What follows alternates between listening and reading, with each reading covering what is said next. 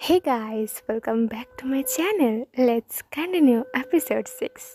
The next morning जब आन नींद से जागती है वो थोड़ी टायर्ड थी तो सूजी उसके पास आती है और कहती है, आन, क्या तुमने नाइट में अच्छे से नींद नहीं ली? तुम्हारा फेस इतना अजीब क्यों लग रहा है? या फिर तुम डॉक्टर लाडा को लेकर परेशान हो? देखो, अगर बात ऐसी है तो तुम्हें जाकर उनसे बात करना चाहिए। आन चुप रहे थे। उसे समझ नहीं आ रही थी कि वो इस बारे में सूजी से क्या कहे।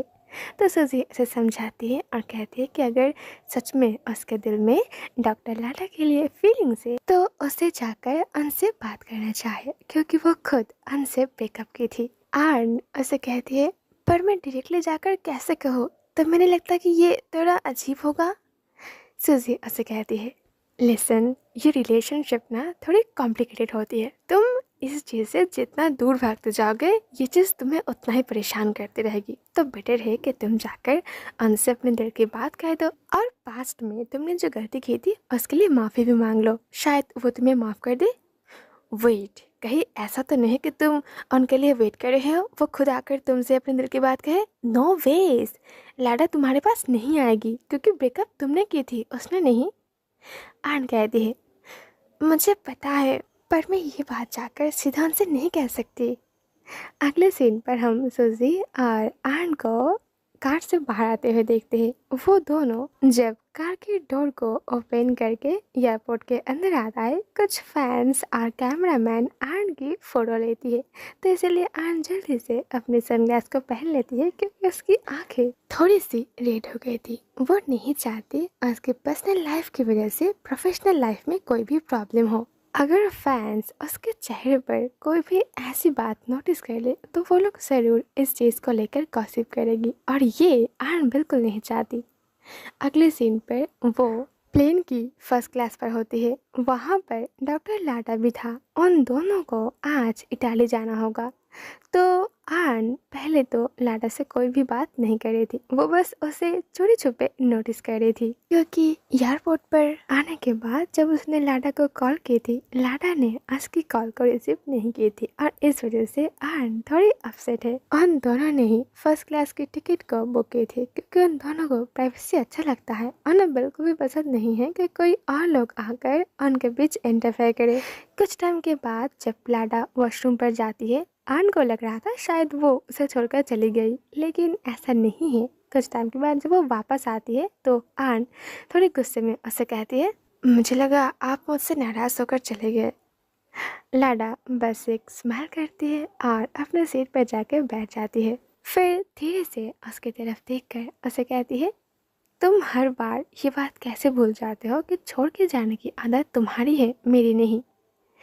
लाडा अपने मन में सोचती है कि वो इस इटाली ट्रिप को मिस करके अपने रिलेशनशिप को और भी ज़्यादा कॉम्प्लिकेटेड नहीं करना चाहती। वो आन के सामने कैसे भी पेश आए, बट उसके दिल में भी आन के लिए फीलिंग्स है, लेकिन ये बात वो उसे नहीं कहेगी। फिर वो आन से कहती है थोड़ी रेस्ट करने के लिए, क्योंकि इटाली पहुंचने में अभी बहुत लेट है। बट आन उसे कहती है कि वो रेस्ट करना नहीं चाहती, वो कुछ टाइम तक उससे बात करना चाहती है।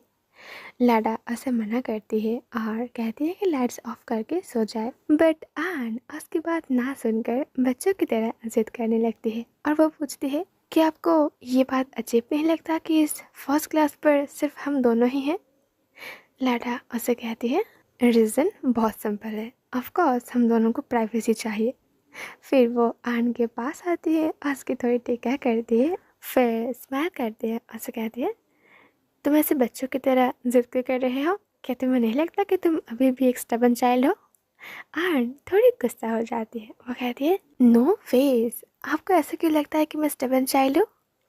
लाडा स्माइल करते हुए कहती है, हाँ और नहीं तो क्या, मेरी हैंड तुम्हारे चेस्ट पर है, लेकिन तुम्हें कोई अंदाज़ा भी नहीं है कि मेरी हार्ट बीट कितना ज़्यादा फास्ट है। एनीवेज, अब तुम जाकर सो जाओ और मैं भी सो जाती हूँ। आन उससे गुड नाइट कहती है और सो जाती है।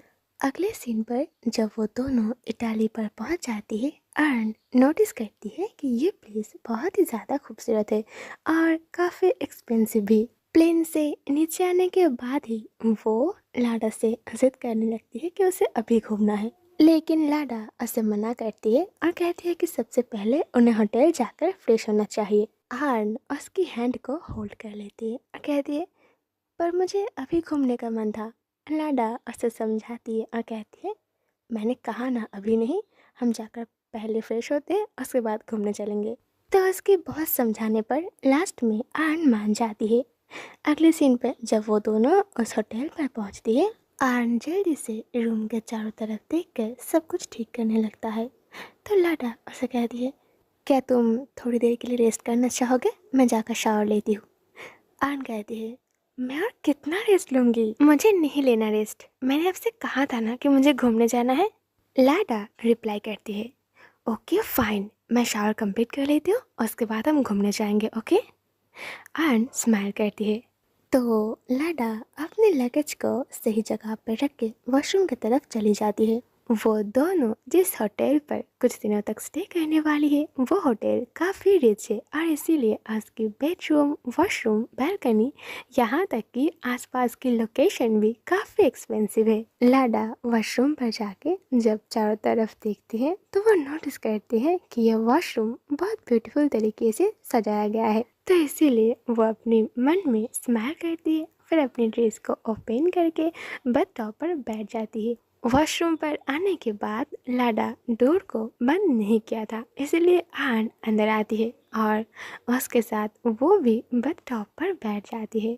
ऑलराइट, मैं मिलती हूँ बहुत जल्द इस एपिसोड की पार्ट 2 लेकर। Thank you for watching and have a good day.